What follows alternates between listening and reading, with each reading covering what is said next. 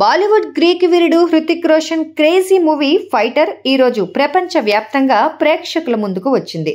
Hrithik, Deepika first time కలిసి screen share చేసుకున్న movie ఇది. ఇప్పటికే హృతిక్ కి బ్యాంగ్ బ్యాంగ్, వార్ వంటి సినిమాలతో పాటు దీపికకు పఠాన్ వంటి అద్భుతమైన విజయాన్ని అందించిన సిద్ధార్థ్ ఆనంద్ ఈ చిత్రానికి దర్శకుడు.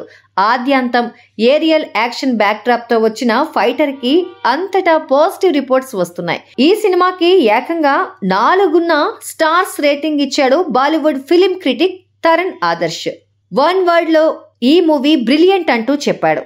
వార్ పఠాన్ తర్వాత ఫైటర్ తో డైరెక్టర్ సిద్ధార్థ్ ఆనంద్ హ్యాట్రిక్ కొట్టాడని, ఈ సినిమాలో aerial combat, drama, emotions, patriotism బాగా వర్కౌట్ అయ్యాయని తన రివ్యూలతో తెలిపాడు.